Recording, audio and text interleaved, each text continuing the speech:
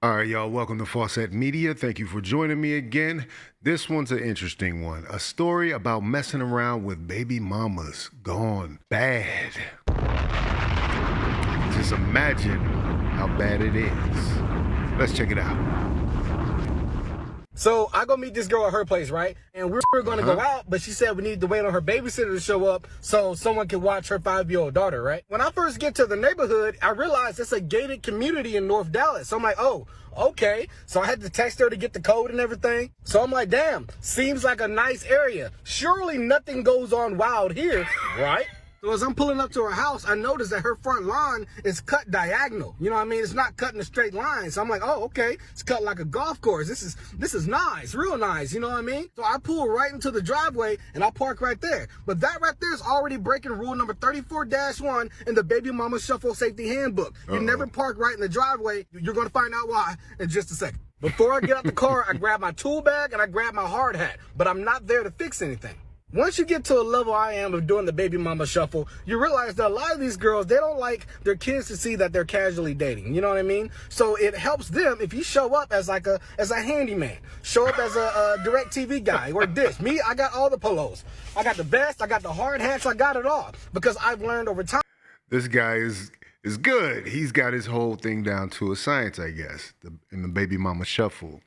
He's wearing costumes, role playing, if you will. This is too much to go through. Trust and believe, it's too much to go through. Time, if you cater to these women, it helps your situation in the end. This is what I do. Hell, I'll even show up as an astronaut if she needs me to. You know what I mean? Just put it in the appointment notes. So I'm sitting on the couch just chilling, right? I'm eating one of her kids' fruit snacks. She has a PS5 on this big ass flat screen. So I'm like, oh hell yeah! And the sitter should be there any minute. Everything's going great, right? Then out of nowhere, I hear boom, boom, boom, boom, boom. Sound like LAPD at the front door. She jumps up and looks at me like I was suspecting company. Like, nah, girl, this your house. Who the hell is that? And I wasn't really scared until she got up and she went to the door and she looked through the window thing on the right side. And when she turned around, the face she had looking at me looked like pure fear. Like she shouldn't have been there either. I'm like, whoa, like what's going on? She's like, you need to get up, get your stuff. You need to go to the pantry right now. I'm like, the pantry? She's like, get up, get your stuff and go hide in the pantry. What you mean? I'm a man. I ain't finna go to no pantry. And then damn MMA fighter walks in there.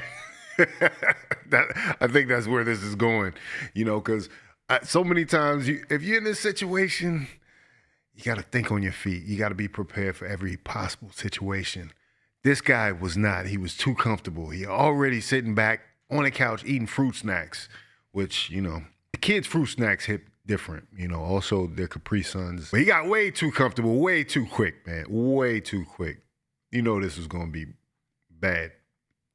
So I wasn't going to let her say it 3 times. So I got up, I got all my stuff, and I go hide in the kitchen pantry. And I was sitting there next to a box of Ritz. I remember specifically. So while I was sitting in that pantry, I didn't know what was going on, right? But later I found out, you know, like just to add information in right now, that her babysitter had to cancel. But she called her ex-husband instead of calling her because she had like no clue that they were even going through a split, right? So he showed up to pick up the kids, but he saw my car in the driveway. You know what I mean? That's why there's rules to this. You always park across the street. You park down the road. You never park in the driveway. That's how you get yourself hurt. So I'm sitting in this pantry. I'm hugging my little tool bag and my hard hat. And I'm like trying like to breathe like real quiet. And then I overhear like them yelling like blah, blah. Like it's like real muffled. But then I hear like a slap, like a loud bah. And then she goes, and you still hit like a. And I'm like, oh. What? Oh. They squabbing. So I'm like, okay, do I get Yeah! They squabbling out there now. Yeah. Look what you walked yourself into. Look what you into, sir. All because you didn't follow the rules.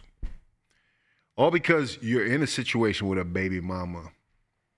This is why we say it's risky for multiple reasons to be involved with a baby mama. Now, in some ways, it's unavoidable. But obviously, she hasn't disclosed exactly the nature of her relationship and what she's doing. She didn't even say that, hey, my ex-husband's coming by to get the kids. She didn't bother to tell him any of this so he could have been ready in certain situations, you know. Now, what is he supposed to do? He's supposed to jump out the pantry and defend her honor, right? That's what most women would expect would happen. But like, hey, don't you smack her no more like that, right? No, that's the police's job, right? Because now you interfering in their domestic abuse situation, and you're potentially a witness. You like, did you hear anything in the pantry? This is rough, man. See what we got to deal with, guys?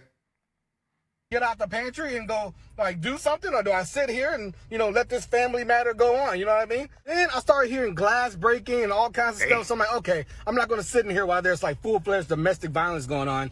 So I get up, I walk around, like, the little kitchen short hallway thing. And then when I see him, my whole mind kind of changed. And I wish I was still in that pantry. Because he was this big, buff, no neck, Vin Diesel, cornbread and hot sauce and beans for breakfast looking motherfucker. And I didn't really know what to do. So I was like, hey, yo. And then as soon as he heard me, he turned and looked at me and he started walking my way and he was like cussing and everything already. And then she saw that he was coming towards me. So she like ran and kind of like intercepted, his path. I guess she was trying to save my life, right? But as soon as like she got in front of me, he picked her up like a toddler, like underneath the armpits. He picked her up and chunked her. I'm talking like almost 10 feet into the couch, and the couch like flipped over. So I'm like, okay. And then when my adrenaline's pumping and I'm mad, I start to sound like. He's like, okay.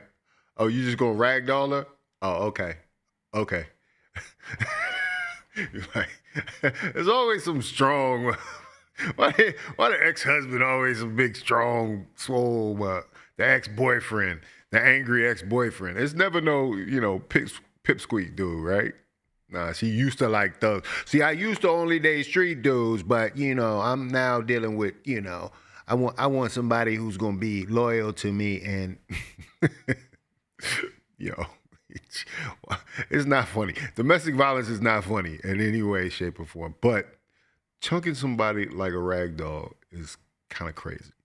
Like underneath the armpits. He picked her up and chunked her. I'm talking like almost 10 feet into the couch, and the couch like flipped over. So I'm like, okay. And then when my adrenaline's pumping and I'm mad, I start to sound like my mom for no reason. So I was like, hey, so what you're not gonna do is just throw people. But before I can get the word around, out of my mouth, I'm up off the ground. You know what I mean? And he throws me. And I remember I did one half spin and I saw like the kitchen, and then I was on the dining table, and then I hit this little dog cage. Wow. And then I hit the tile floor, and I thought I was dead. And I kind of laid there, and I'm not gonna lie, I knew I wasn't dead, but I played dead because I didn't want no more of what that got going on. Hey, yo, most dudes would have done an exit. They would have figured out, hey, partner, this ain't got nothing to do with me. This y'all situation, and then got out and called the police or something. This dude got chunked after standing up like his mother.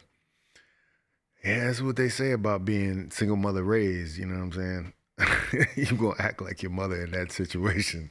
It's not the wisest decision, but considering he got chunked across the room, he picked him up just like he picked her up. That's crazy. That was a family matter. I shouldn't even say anything. And part of me was trying to make myself feel better for laying there acting dead, you know what I mean? Because I was like, you know what? He threw her into a couch, you know what I mean? He threw me into a dining room table. So he still loves her, you know what I'm saying? She got thrown into a couch. So let me just, lay here. And because he didn't ask me who I was. He didn't say, what are you doing here? He immediately picked me up and threw me. He didn't want to have no conversations with me. Nah. So I'm just going to lay there and chill out. So eventually she started yelling, I called the cops are on the way. And then the cops did show up, but he was already gone by then. So when the cops showed up, of course, they asked me questions, they asked her questions. I told the cops I got a few punches in, which was a bold-faced lie. I did not get one punch in. So this dude is a storyteller, man. This is crazy, though. But I was right there with him in the room. But he walked himself into that situation, and this is why we tell you, you're going into a dangerous situation potentially with these single mothers. And I don't think a lot of guys realize that. They're being driven by their hormones. They're being driven by the possibility, the dream that she sold them. But she obviously didn't tell him everything that was going on. That there was already some tension between her and her ex-husband, and that he's on his way.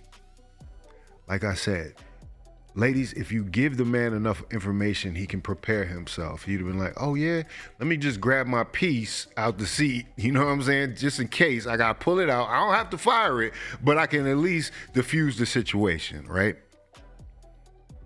He didn't say any of that. She didn't say any of that. Why? Because she almost basically sets him up for this situation to get chunked across the room into a living room table or a dining room table. You know, and this is the problem. You know what I'm saying? Despite this is outside of the children, the ready-made family that would come from you actually having a long-term relationship or marriage with this woman. And these are the hazards that men have to face out here, especially if you don't have a family of your own. Now you're looking at somebody who a lot of times they'll talk you into the situation, you get in a relationship with you, and they're like, I don't want any more kids. So that's a lot of the red flags you got to watch out for in these situations, especially, you know, angry exes, you know. I think about some people that I know that were on the other side of it. It seems like the baby fathers and the exes seem to have all the confidence in the world that no matter who comes through the door that they're going to have something for them. I'm just telling you to be prepared and be that guy that's like, hey, ain't none of this going down. Then you don't have to talk like your mother to stop him from potentially, apparently he didn't even know this woman that well. They just going on a date. But to stop him from potentially having this domestic dispute right in front of you, now you got to fill out a police report. now you got to snitch. Like, I guess there's nobody to snitch on. She's going to tell exactly who it was, but it's just ridiculous, man. Like, these are the things we're talking about, you know. And single mothers, you got to be conscious of this and not put your potential suitors in this type of peril, this type of jeopardy, you know. But this is why, you know, this is why single mothers are getting criticism in this dating market, you know. And you think it's all just because it's malicious, but a lot of people are trying to protect their own interests.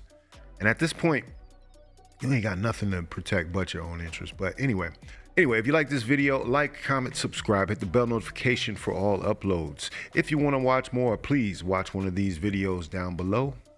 This is Faucette Media.